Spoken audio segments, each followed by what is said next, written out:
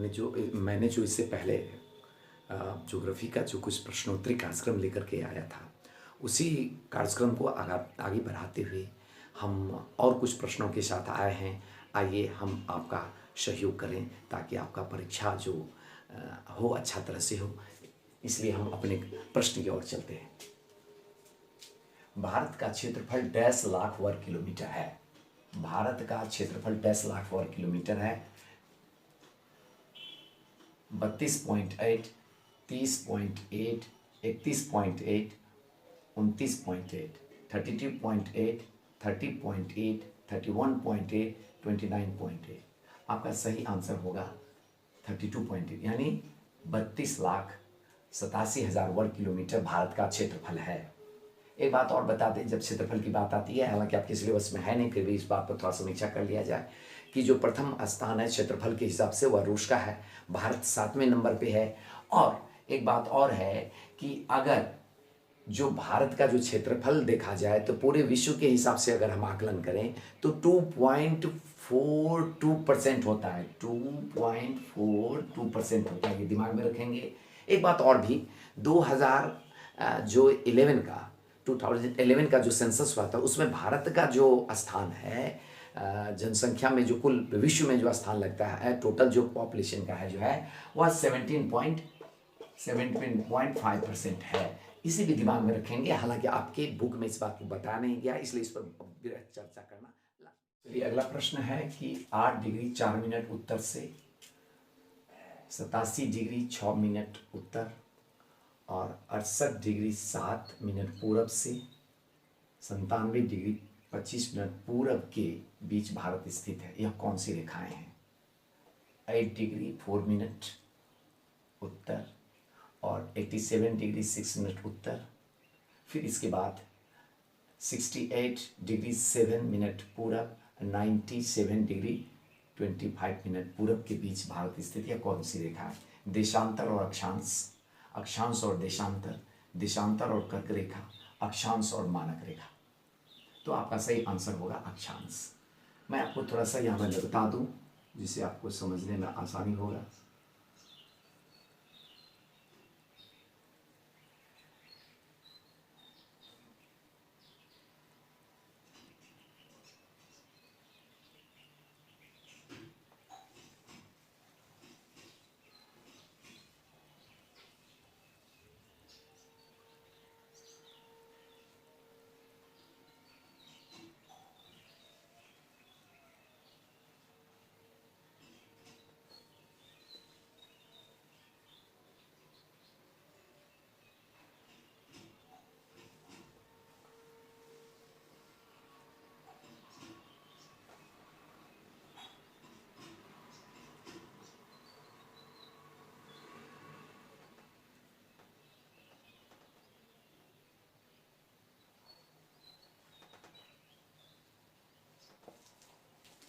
ये भारत का आपने नक्शा देख लिया।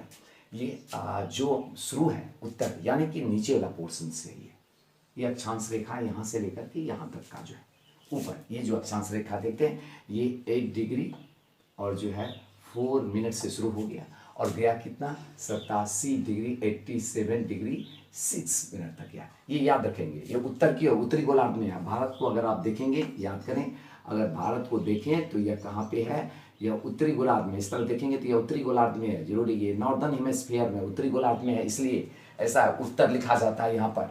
तो आप शुरू होता है 8 डिग्री 4 मिनट से। आप फिर दूसरी बात देखिए, दूसरा ये अक्षांश रेखा है, ये ऐसी वाली रेखाएं हमने जो बताया था, ये रेखाएं, ये अक्षांश रेखा है। इस तरह वाली रेखा, ये अक्षांश रेखाएं।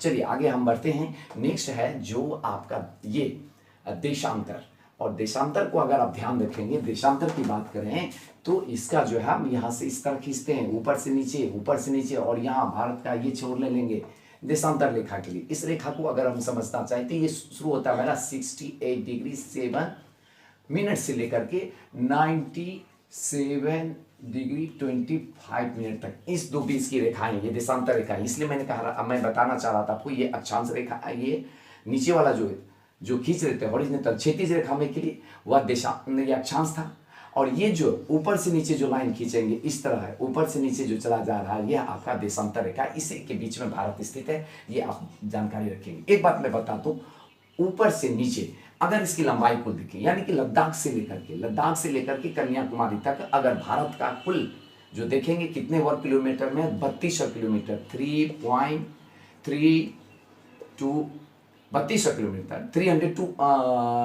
3200 किलोमीटर, याद रखेंगे 3200 किलोमीटर, यानी कि लद्दाख से कन्याकुमारी तक, ऊपर से नीचे तक, यानी कि उत्तर से दक्षिण। अब आ जाए पूरब से पश्चिम, अरुणाचल प्रदेश से लेकर के कच्छ तक, अरुणाचल प्रदेश टू कच्छ का एरिया देखेंगे, अरुणाचल प्रदेश से हम स्टार्ट करें और कच्छ तक का जब रीजन में आएंगे वह 2900 किलोमीटर, इस तरह का रीजन देखेंगे तो 2900 किलोमीटर, ये देखेंगे ऊपर से नीचे 3200 किलोमीटर, ये ऊपर से यहाँ से लेकर के अगर यहाँ तक आएंगे तो मेरा हो जाएगा ये 3200 किलोमीटर, और ये अगर ये हो गया उत्तर और दक्षिण, पूरा पश्चिम इधर अगर देखेंगे 2900 किलोमीटर, यानी अरुणाचल प्रदेश से लेकर के कच्छ तक का रीजन, अरुणाचल प्रदेश से कच्छ तक का रीजन, याद रखेंगे इस बात को दिमाग में। चलिए अगला प्रश्न है कि शिवालिक श्रेणी की अवस्थिति हिमाद्री से किस ओर है? दक्षिण, उत्तर, पश्चिम, पूर्व। आपका सही आंसर होगा दक्षिण। इस बात को अगर ध्यान से अगर देखना चाहेंगे तो मैं यहाँ पर थोड़ा ड्रॉ करता हूँ, समझने में आपको आसानी होगी।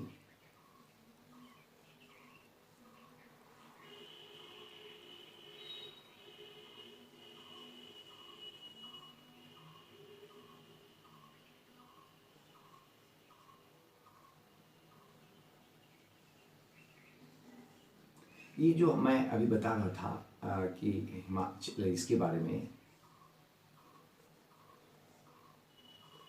ठीक है, तो जो आपको अभी बात में बताई है शिवालिक की, यहाँ 3 श्रेणियाँ गुजरी हुई है।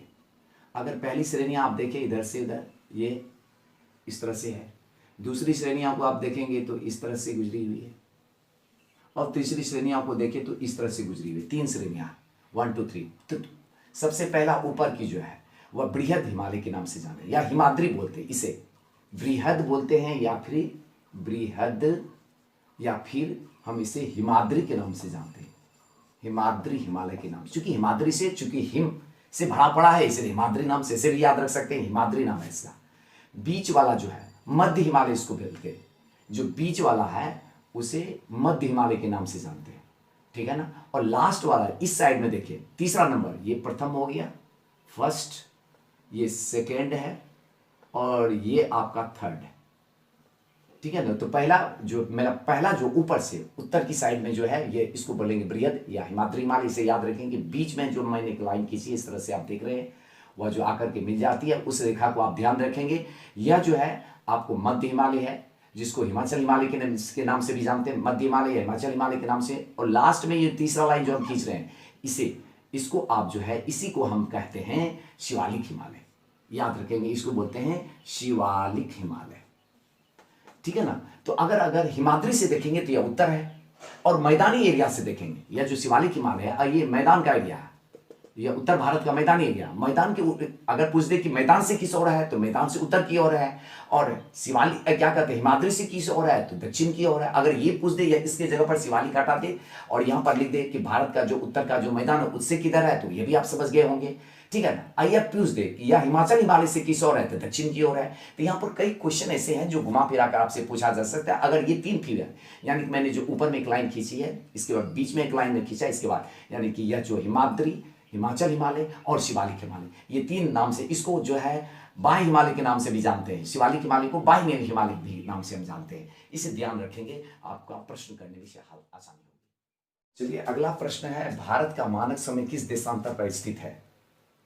81 degree 30 minute, 82 degree 30 minute, 84 degree 10 minute, 80 degree और 20 मिनट, ठीक है। मैं ये बता दूं, 81 degree 30 minutes, 82 degree 30 minutes, 84 degree 10 minutes, 80 degree 20 minutes. आपका सही आंसर होगा 82 डिग्री 30 मिनट्स पे।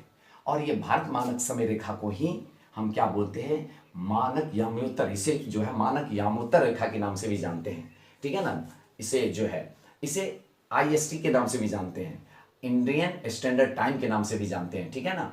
यह देशांतर रेखाएं हैं। अगर आप देशांतर रेखा को आप देखेंगे, थोड़ा सा 1 मिनट में आपको दिखा दूं इस पर,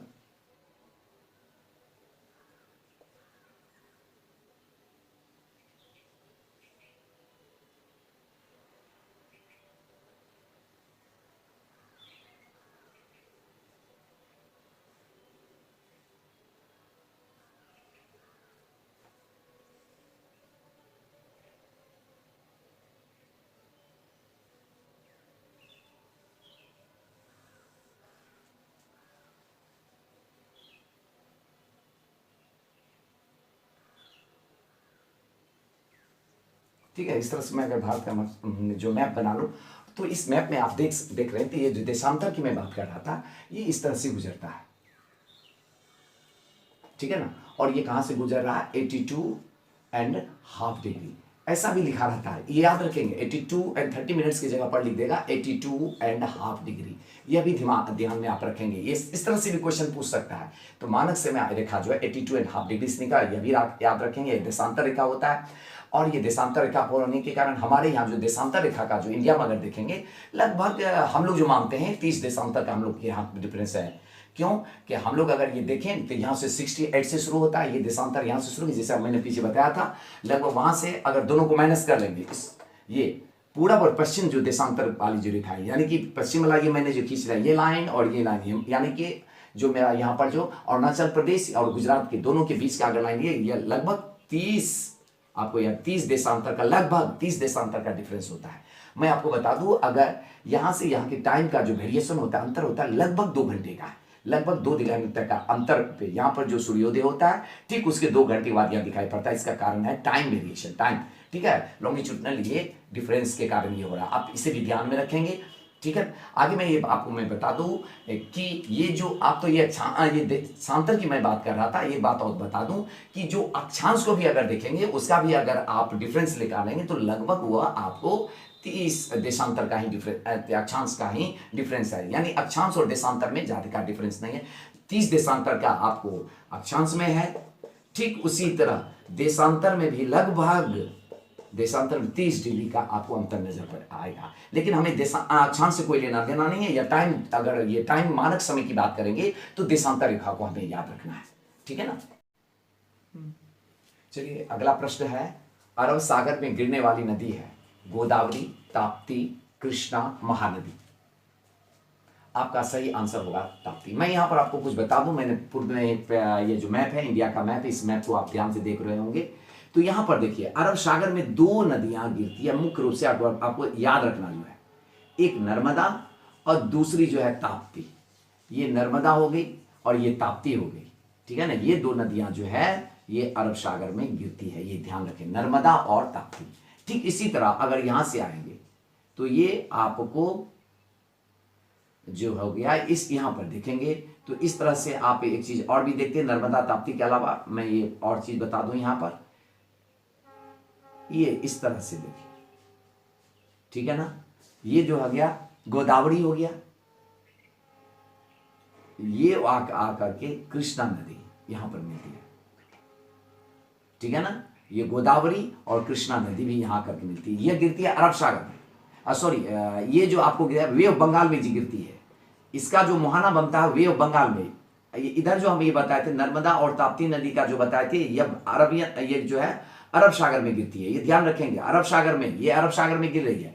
कृष्णा और जो है और गोदावरी ये इधर गिर रही है, किसमें, वे ऑफ बंगाल में। यहीं पर आप ठीक से देख लेंगे तो महानदी का भी आपको आ जाएगा। महानदी उड़ीसा से होती जो निकलती है, महानदी गिरती है, इधर से दामोदर आके मिलती है। यहां से इस तरह से आप देखेंगे तो गंगा नदी इस तरह से, यहां पर यमुना नदी इसमें मिल गई, गंगा नदी में। ये सारी नदियां जो है आकर के वे ऑफ बंगाल में गिरती है, इसको याद रखेंगे। नदियां जो मुख्य नदी होता है उसमें कई आपस बहुत सारी नदियां आके मिलती है, उसको सहायक नदी कहते हैं। जैसे कोसी गंगा की सहायक है, गंडक, घाघरा, ये सब जो कुछ नदियां हैं जो सहायक, यमुना भी उसकी सहायक नदियां हैं। तो इस तरह से आप नदियां को याद रख सकते हैं, ठीक है ना। जो इंपॉर्टेंट नदियां उनको आप देख लेंगे, दिमाग में रखेंगे। कुछ नदियां जो अरब सागर में गिर रही है, अरब सागर में, और कुछ जो है वे ऑफ बंगाल यानी बंगाल के खाड़ी में, बंगाल के खाड़ी में। इस बात को आप ध्यान में रखेंगे, इसलिए मैंने मैप ड्रॉ किया था ताकि आप उसको अच्छी तरह से समझ लें। इस तरह से हम देखते हैं, ठीक है ना।